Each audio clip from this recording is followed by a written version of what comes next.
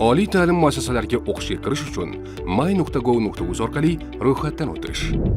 Buning uchun ta'lim bo'limiga o'tib, abituriyentni onlayn ro'yxatdan o'tkazish xizmatidan foydalaniladi.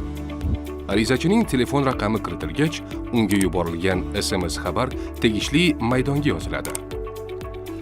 Joriy yil bitiruvchisidan ta'limga oid ma'lumotlarni to'ldirish talab etilmaydi. Avvalgi yillarda bitirganlar esa tamomlagan ta'lim muassasasi manzili, turi va nomini, shuningdek, diplom yoki shahodatnomaning berilgan yili, seriyasi va raqamini kiritadi.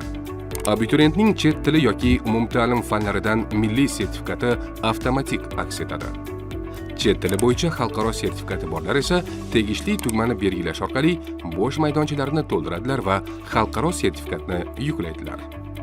Agar abituriyent ijtimoiy imtiyozlarga ega bo'lsa, bu ham avtomatik ravishda ko'rinadi.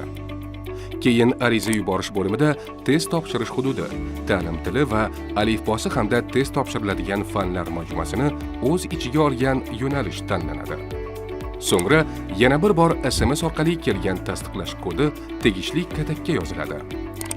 Ma'lumotlar ko'zdan kechirilgach, to'lash tugmasini bosish orqali to'lov amalga oshiriladi.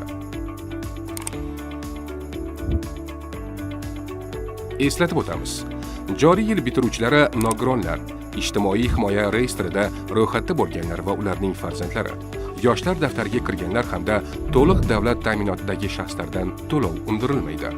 Jarayon yakunida abituriyent qayd varaqasi yuklab olinadi. may.gov.uz barcha abituriyentlarga omad tilaydi.